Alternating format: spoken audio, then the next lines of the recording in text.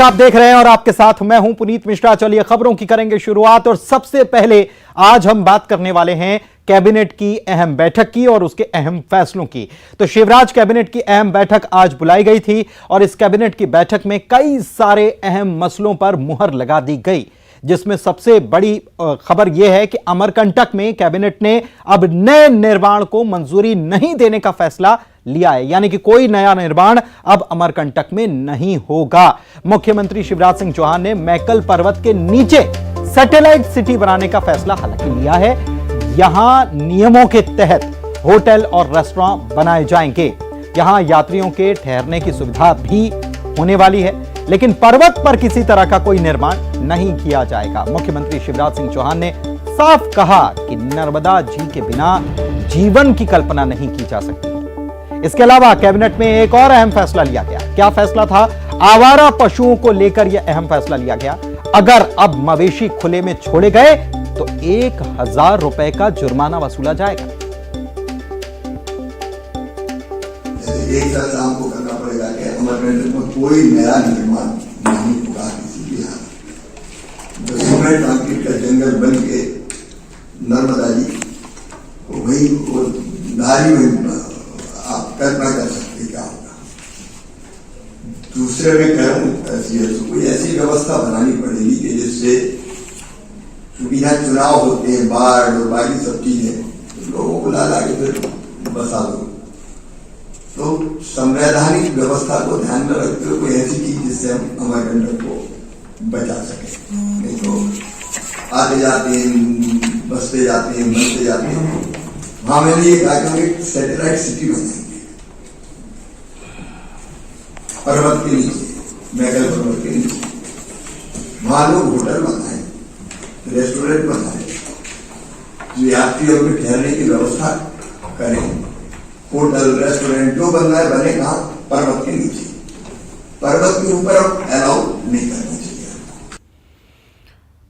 तो पर्वत के ऊपर कोई परमिशन नहीं दी जाएगी नए निर्माण की। चलिए बढ़ते हैं आगे, अगली खबर की बात करते हैं। पूर्व सीएम, पीसीसी चीफ, नेता प्रतिपक्ष कमलनाथ हैं और उनकी ओर से एक बयान आया जिसमें विधानसभा की कार्यवाही को बकवास कहे जाने पर प्रदेश की सियासत गर्मा गई है। हालांकि उन्होंने कहा है कि मैं बीजेपी की बकवास सुनने जाऊं क्या, यह उन्होंने कहा था। अब बीजेपी की ओर से कमलनाथ पर लगातार हमला बोला जा रहा है, साथ ही उन पर कार्रवाई की जाए इसकी मांग तेज हो गई है। बीजेपी के प्रदेश अध्यक्ष वी.डी. शर्मा विधानसभा अध्यक्ष को पत्र लिख चुके हैं इस कार्रवाई करने को लेकर। वहीं नरोत्तम मिश्रा जो है उन्होंने विशेषाधिकार हनन का प्रस्ताव लाने की बात कह दी है। विधानसभा अध्यक्ष कार्रवाई करने के लिए विधि विशेषज्ञों से राय ले रहे हैं। ये घोर आपत्तिजनक है। मैं ऐसा मानता हूं कि संसदीय मर्यादा का उन्होंने उल्लंघन किया है।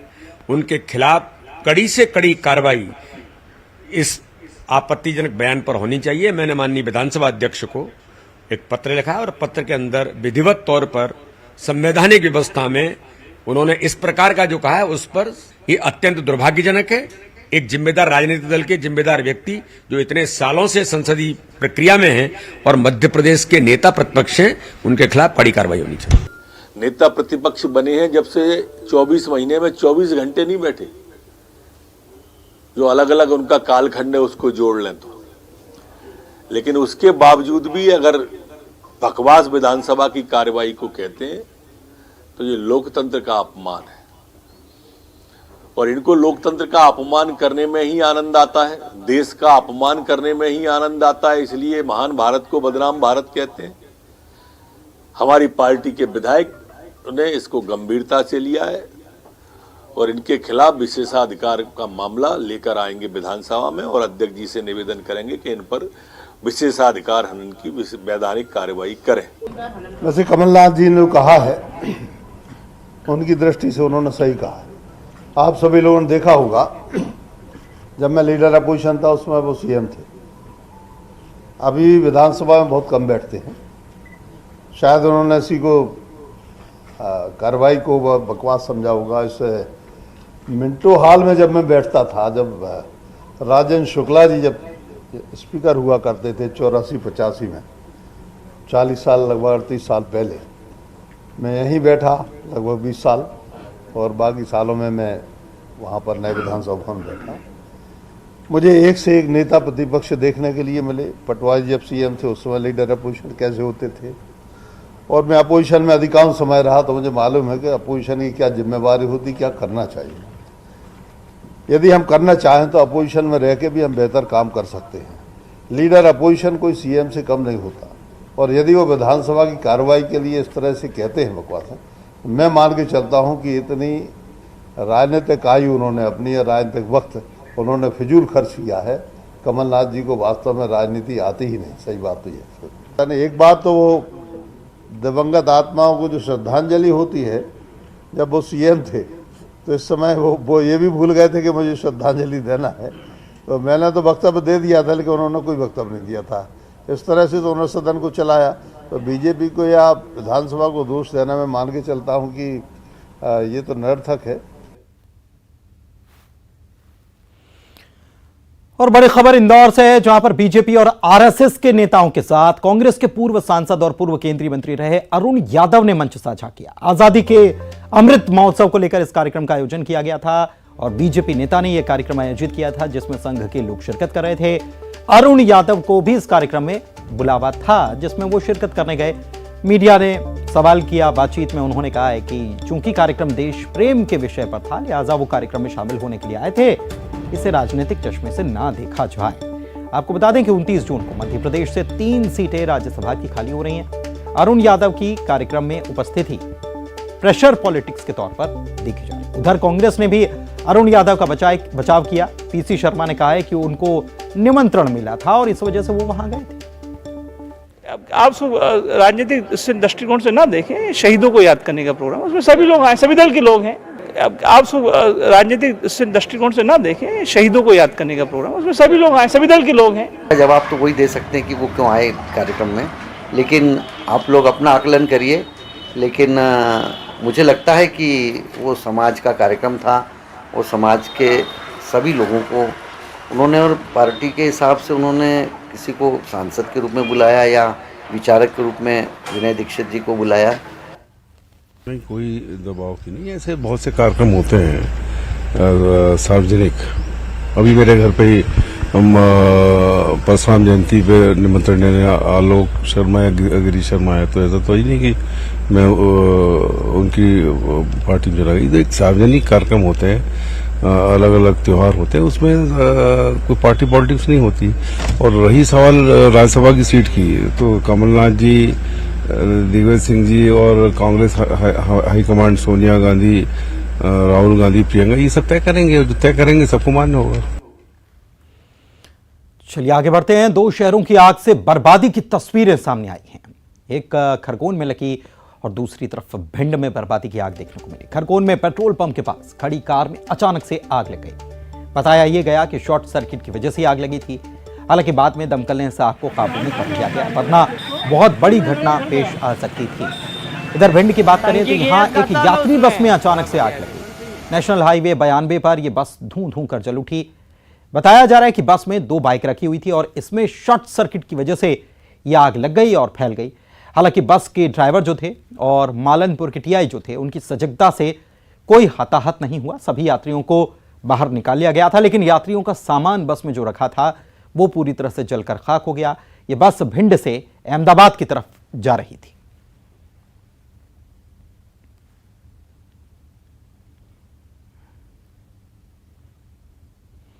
चलिए आगे बढ़ते हैं, अगले खबर की बात करते हैं। मध्य प्रदेश में लाउड स्पीकर को लेकर सियासत लगातार जारी है और रतलाम पहुंचे बीजेपी के राष्ट्रीय महासचिव कैलाश विजयवर्गीय का लाउड स्पीकर को लेकर बयान आया है।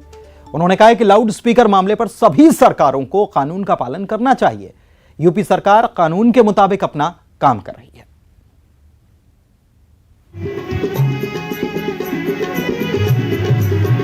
और यूपी की सरकार कानून के अनुसार काम कर रही है। बाकी राज्य सरकारों को भी कानून का पालन करना चाहिए। हाई कोर्ट ने अगर कोई आदेश दिया है तो उसका सरकारों को पालन करना चाहिए, करवाना चाहिए। और अदर महाराष्ट्र में भी जो विवाद उठा वो इसी बात पर उठा है कि हाई कोर्ट का निर्णय है कि इतने डेसिमल तक आपको साउंड बजाना चाहिए।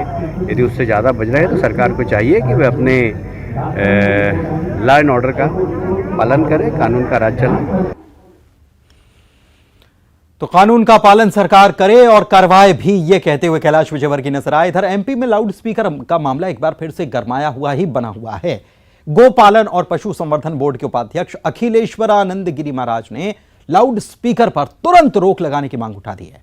उनका कहना है कि वो लाउड स्पीकर पर रोक का पूरी तरह से समर्थन कर रहे हैं, क्योंकि दुनिया के किसी भी इस्लामिक देश में लाउड स्पीकर के जरिए नमाज नहीं पढ़ी जाती। ये केवल गैर पारंपरिक तरीका है जिससे अन्य समुदाय के लोगों को परेशानियों का सामना करना पड़ता है। आपकी व्यक्तिगत प्रार्थना से अन्य लोगों को कोई लेना देना नहीं है, लिहाजा लाउड स्पीकर का इस्तेमाल नहीं होना चाहिए और इस काम पर रोक लगाने के लिए सरकार और मौलाना मौलवियों को आगे आना चाहिए। सुप्रीम कोर्ट और भिन्न भिन्न राज्यों की कोर्ट ने लाउड स्पीकर पर प्रतिबंध लगाने की सख्त निर्देश दिए हैं, लेकिन उसका पालन सरकारें कहाँ करती हैं, क्योंकि वोटों का लालच जब होता है सरकारों को या पार्टियों को तो वो ढीले हो जाते हैं। मटन मार्केट रोज़ हमारे यहाँ से उठाई जाती है, 15 दिन के बाद फिर यहीं की यहीं सामने आ जाती है। तो ये तो हमारे लोगों की प्रवृत्ति है, इसलिए लाउड स्पीकर यदि लगाया जा रहा है और उससे अजान हो रही है तो ये प्रतिक्रिया है कि हम हनुमान चालीसा क्यों नहीं कर सकते। जोर जोर से हम हनुमान चालीसा भी उसी समय करेंगे, हम भजन कीर्तन भी कर सकते हैं, परंतु ये कोई समाधान के लक्षण नहीं है, ये विवाद को बढ़ाने के लक्षण हैं। और सरकारों को चाहिए कि जहाँ जहाँ सुप्रीम कोर्ट ने ध्वनि प्रदूषण पर नियंत्रण लगाया है और जहाँ जहाँ हाई कोर्ट ने निर्णय राज्यों को दिए हैं उसका क्रियान्वयन होना चाहिए। और दूसरी तरफ मुल्ला मौलवियों को भी अपील जारी करनी चाहिए और हमारे जैसे संत महात्मा पुजारी जो मंदिर के हैं उनको भी कि भाई पूजा हमारी व्यक्तिगत होती है। खरगोन में आज जिला प्रशासन ने 9 घंटे की ढील दी थी। आज से जिला प्रशासन के निर्देश पर यात्री बसों का संचालन भी शुरू हो गया। यात्री बसों के संचालन शुरू होने से लोगों ने राहत की सांस ली। वहीं मंडी खुलने से किसान अपने अनाज मंडी में बेचने के लिए पहुंचने लगे।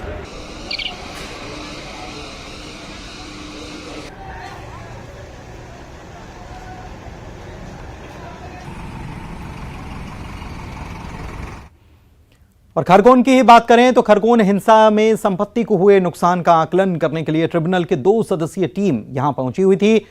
इस दौरान टीम ने हिंसाग्रस्त क्षेत्रों का जायजा लिया और दंगा पीड़ितों से बात भी की। ट्रिब्यूनल के अध्यक्ष सेवानिवृत्त जिला जज डॉक्टर शिव कुमार मिश्र ने कहा कि हम 2 बिंदुओं पर कार्रवाई करेंगे। नुकसान किसने किया है ये जांच के बाद का विषय है।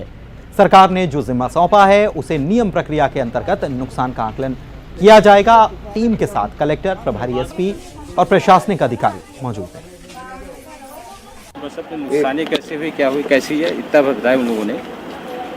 और बाकी डिटेल किसके द्वारा किया गया ये कोई जानकारी देने की स्थिति में फिलहाल अभी नहीं था। क्या क्या बिंदु पे सर आप देखने पहुंचे हैं? क्या नुकसानी हुई है, उसका क्षतिपूर्ति कितना मिल सकता है और नुकसानी किसने किया है, ये तो बाद में एविडेंस कलेक्ट करने के बाद ही कुछ होगा, तभी कुछ पे। चलिए बढ़ते हैं आगे। बढ़नगर के कांग्रेस विधायक मुरली मोरवाल के फरार बेटे करण मोरवाल को आखिरकार इंदौर पुलिस ने गिरफ्तार कर लिया। करण मोरवाल पर युवती ने दुष्कर्म के आरोप लगा रखे हैं। दुष्कर्म का मामला दर्ज होने के बाद आरोप से बचने के लिए करण मोरवाल ने अस्पताल के फर्जी दस्तावेज बनवाए थे। इसके साथ ही उसने गिरफ्तारी से बचने के लिए कोर्ट में अग्रिम जमानत की अर्जी तक लगा दी थी। इसे कोर्ट ने खारिज कर दिया था। तभी से वो फरार भी चल रहा था। इसके बाद आज पुलिस ने उसे गिरफ्तार कर लिया। ये काफी लंबा वक्त हो गया इस मामले को, आज गिरफ्तारी हुई। बढ़नगर के विधायक जी के पुत्र करण मोरवाल को आज हिरासत में लिया गया है और उनसे पूछताछ की जाकर आवश्यक वैधानिक त्रुटियां की गई हैं और उनको गिरफ्तार किया गया है और आज ही उनको माननीय न्यायालय पेश किया जाएगा।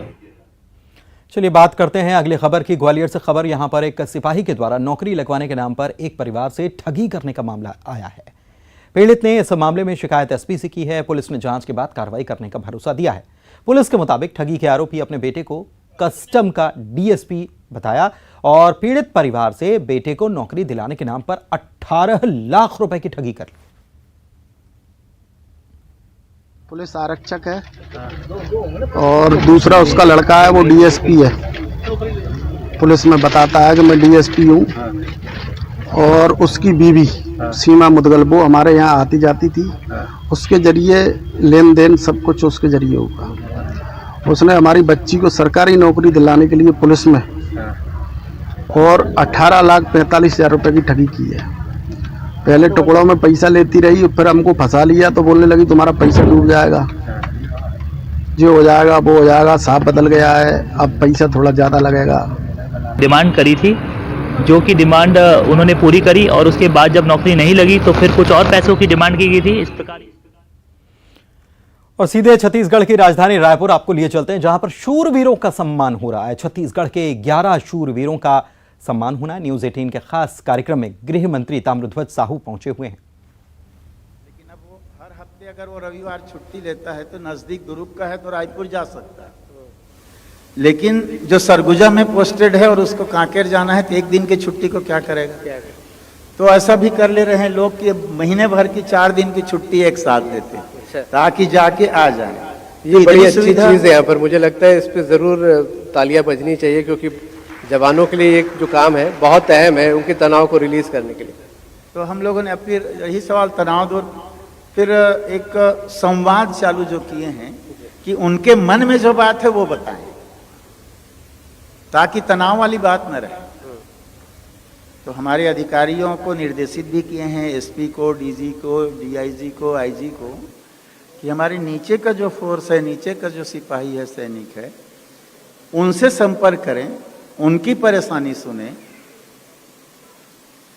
तो मैं समझता हूं ये तनाव वाली बात नहीं रहेगी। निजी जिंदगी के तनाव एक अलग बात है, काम का तनाव एक अलग बात है, दोनों अलग अलग चीजें हैं।